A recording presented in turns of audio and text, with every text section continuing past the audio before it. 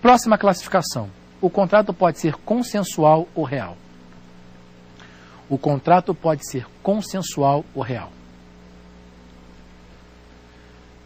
Doutores, doutoras, estudantes, curiosos, nós vimos que contrato, na aula passada de ontem, é um negócio jurídico bilateral, formado por um acordo de vontades de índole patrimonial.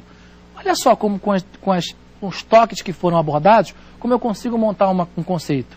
Começa o conceito com natureza jurídica e aborda as características. Contrato, negócio jurídico bilateral, formado pelo acordo de vontade das partes com natureza patrimonial. Aí eu posso brincar, criando, extinguindo ou alterando relações jurídicas, natureza patrimonial. Aí eu posso chegar naquela definição complexa, bonita que você tem no livro. Mas o importante é pegar os seus elementos fundamentais. Nós vimos que o contrato é formado por um acordo de vontade das partes. Nem sempre. Essa é uma regra quase absoluta, mas nem sempre. Sabe por quê? O que é um contrato consensual e o que é um contrato real? Começa com um contrato consensual. Consenso.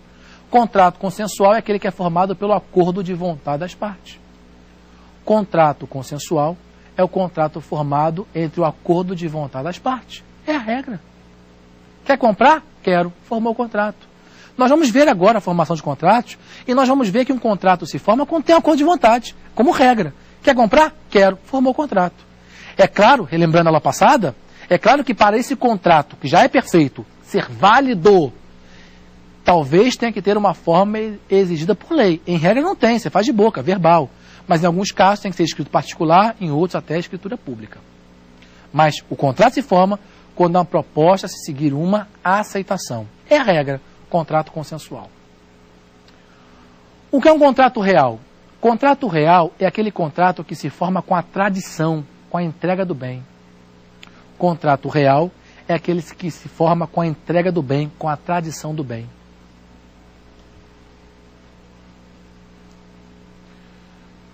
Pacificamente, na doutrina, nós temos apenas 3 contratos reais. Apenas um deles e um quarto, que é uma divergência doutrinária. Repetindo, nós temos 3 contratos pacificamente vistos pela doutrina como sendo contrato real. E um outro, um quarto, em que há divergência doutrinária. Quais são os 3 contratos pacificamente reais? Contrato de mútuo, contrato de mútuo,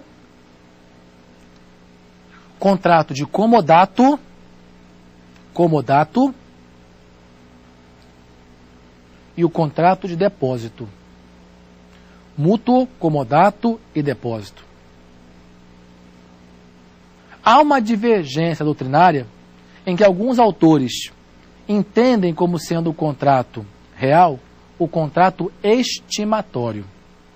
Contrato estimatório é o nome que o novo Código Civil deu para o pagamento, para a venda em consignação. Você lembra aquela venda em consignação? Você deixa um bem com a pessoa que vai vender e se vender entrega para você o bem. É chamado contrato estimatório. Vamos analisar o contrato de mútuo? Aliás, eu gostaria de pedir licença a vocês. Não é nosso objetivo aqui no curso a gente comentar contratos em espécie. Nosso curso é para uma teoria geral. Mas já que eu estou falando de mútuo e comodato, eu acho pertinente a gente diferenciar mútuo e comodato. Você lembra qual é a similitude que existe entre mútuo e comodato? Tanto o contrato de mútuo como o contrato de comodato, eles são contratos de empréstimo. O mútuo é um empréstimo de bem fungível. Comodato é um empréstimo de bem infungível. Você lembra o conceito de bem fungível e bem infungível? Bem fungível é aquele que você pode substituir por outro de mesmo gênero, qualidade e quantidade. Uma garrafa de uísque. Vai no supermercado, várias outras iguais. Já bem infungível, você não pode substituir por outro de mesmo gênero, qualidade e quantidade.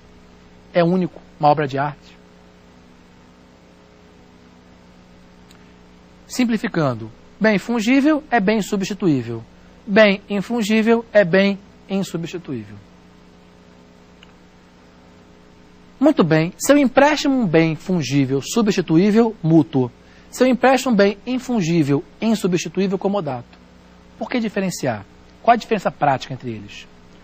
No contrato de mútuo, Eu transfiro para você a propriedade do bem. O bem é seu.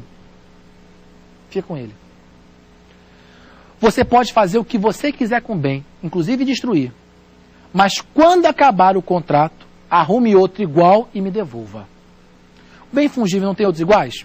É seu bem, faz o que você quiser. Arrume outro e me devolva. Exemplo típico de contrato de mútuo é o empréstimo em dinheiro. Dinheiro é bem fungível. Então, você empresta dinheiro, é mútuo. Se eu te empresto uma nota, você me devolve a mesma nota? Não, a nota é sua. Faz o que você quiser. Arrume outra nota igual e me devolva. Já no contrato de comodato, não tem outro para colocar no lugar. Então, eu não te transfiro a propriedade, eu lhe transfiro a posse. Fica com o bem, usa o bem e me devolve depois o mesmo. Então, no contrato de mútuo, você transfere a propriedade e recebe outro igual. Pode ser o mesmo ou não. No comodato, ele transfere a posse e o mesmo bem é devolvido. Tá? Não se esqueça só que um contrato de comodato, ele pode ser de um bem fungível, mas que se tornou infungível por vontade das partes. Você vai fazer uma festa na sua casa e pede umas garrafas de uísque para mim emprestado. Eu falo assim, eu não posso lhe emprestar, porque essas garrafas de uísque foram dadas para mim pelo meu pai, que faleceu, e eu guardo de recordação. Você vai beber na sua festa, por mais que você bote outra, para mim tem um valor sentimental. Não, Tiago, eu não quero beber o uísque, eu vou botar na minha casa, só para decorar minha casa, para ficar bonita para a festa que o pessoal vai lá. Tá bom, eu te empresto, mas você me devolve as mesmas garrafas, embora tenham outras, me devolve as mesmas garrafas. Nesse caso, a garrafa é bem fungível, mas se tornou infungível por vontade das partes. Esse contrato é mútuo ou comodato? Comodato, porque eu lhe transfiro a posse e você me devolve o mesmo. Ele tem até um nome, você conhece? Comodatum pompam vel ostentationes. O que é um contrato de comodatum pompam vel ostentationes? É um contrato de comodato de bem fungível, naturalmente, que se tornou infungível por vontade das partes. Lembramos mútuo e comodato? Agora vamos voltar para a teoria geral. Tanto o mútuo como o comodato são contratos reais. Posso ficar no mútuo? Eu lhe empresto um bem fungível, dinheiro, pronto, eu lhe empresto dinheiro. Como o contrato de mútuo é um contrato real, ele não se forma com acordo de vontade. Ele só se forma com a tradição, com a entrega do bem. Imagine que você vai no banco pedir um empréstimo e o banco lhe empresta o dinheiro. Quando você e o gerente chegaram ao acordo, o contrato não se formou. O contrato só se forma quando o dinheiro cai na sua conta, porque o contrato de mútuo é um contrato real. Te empresto a minha obra de arte. Quando eu entrego para você a obra de arte, formou o contrato, não com acordo de vontade. Depósito, guarda esse bem para mim e me devolve depois. O contrato não se forma com a vontade, se forma quando eu entrego o bem para você. Estimatório, embora haja uma divergência doutrinária, eu entendo estimatório também um contrato real. Me filio aos doutrinadores que defendem a natureza de contrato real deles. O contrato só se forma quando eu entrego o bem para você tentar vender e me dar o dinheiro depois, não com acordo de vontade. Muito bem, quando a gente, não sei se vocês concordam comigo, quando nós estudamos classificação dos contratos, nós estudamos contrato bilateral, unilateral, gratuito, oneroso, comutativo, aleatório, e às vezes deixamos um pouquinho de lado o contrato consensual real. Ficou claro para vocês a explicação? Querem alguma dúvida? Querem tirar alguma dúvida que de repente mesmo do pessoal que me acompanha agora em casa? Alguma dúvida? Professor, eu gostaria de fazer uma pergunta. Qual a diferença de contrato real para direito real? Interessante a questão que Marlon trouxe para a gente, porque na verdade uma coisa não tem nada a ver com a outra. O nome é o mesmo. Isso pode induzir a erro, mas são coisas completamente diferentes. Contrato real, res coisa, a ideia se forma com a entrega da coisa, mas não tem nada a ver com o direito real. Não se esqueça que uma coisa é direito obrigacional e outra coisa é direito real. Direito real me vincula a uma coisa, a um bem, res, bem, rol taxativo no artigo 12 e 25 do Código Civil. Você lembra quais são os direitos reais? Artigo 12 e 25. Propriedade, superfície, servidão, usufruto, uso, habitação, direito real de promitente comprador de imóvel, hipoteca, penhor, anticrese, concessão especial para fins de moradia e concessão de direito real de uso. Esses dois últimos, fruto de uma lei de 2007 de direito administrativo, que incluiu esses dois direitos reais, que se referem quando o poder público cede para o particular temporariamente o direito de usar ou morar num bem público. Tá? Mas é tema de direito administrativo, eu não vou entrar aqui. Direito real são esses direitos. Acabou. Direito obrigacional é o direito pessoal de natureza patrimonial. O direito real eu estou vinculado a uma coisa. Direito pessoal, Marlon, eu estou ligado a uma pessoa. Direito de crédito, tu me deve 10 mil reais.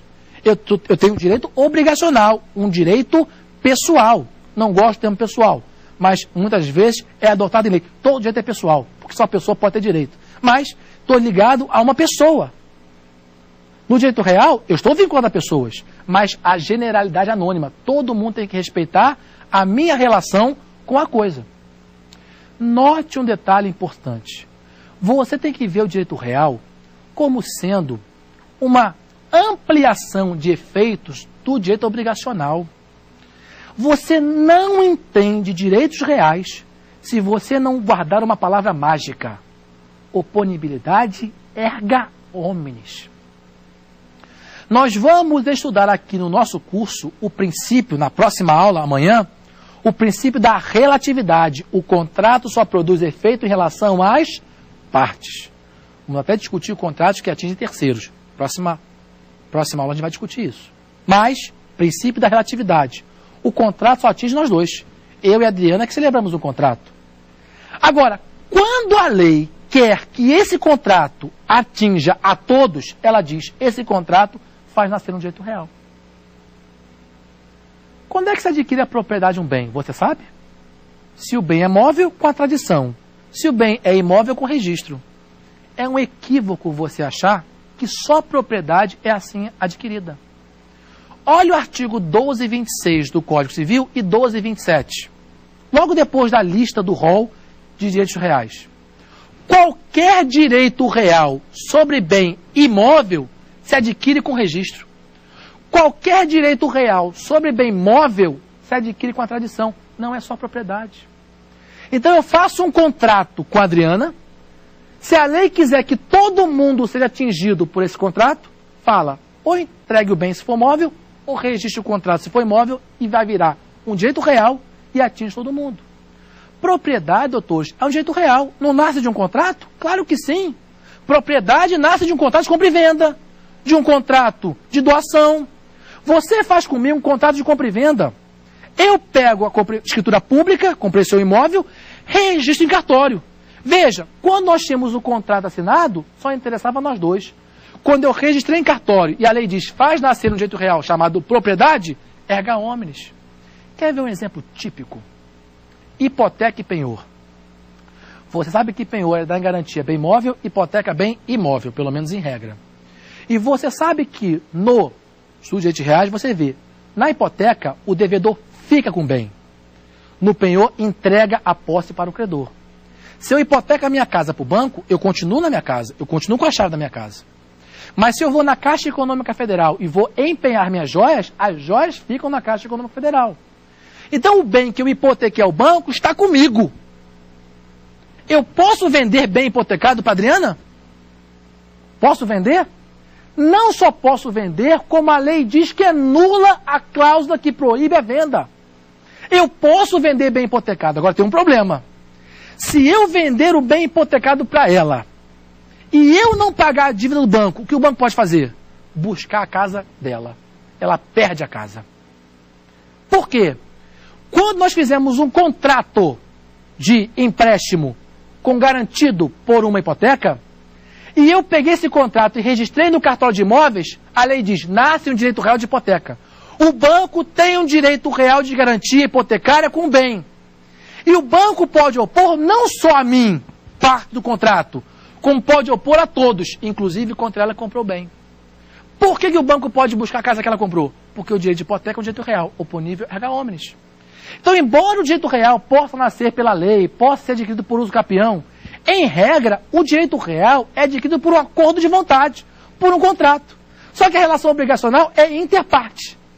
Quando você registra, e se a lei disser que isso faz nascer um direito real, você passa a ter um direito oponível erga omnes. Esse direito real de propriedade, de usufruto, de hipoteca, nada tem a ver com contrato real. Direito real é o direito que vincula o seu titular a uma coisa com oponibilidade erga omnes. Artigo 12 e 25. Já o contrato real é uma relação interpartes, obrigacional. Todavia, só se forma a partir da entrega do bem, não com simples consenso. Se você olhar compra e venda, é um contrato consensual. Ele se forma a partir do acordo de vontades. Lá em contrato de compra e venda, está lá. O contrato se forma quando houver acordo de preço. Acordo de vontade. Já contrato real, nos 4 casos que eu citei, embora haja divergência sobre o contrato estimatório, se forma com a entrega do bem. Ficou claro?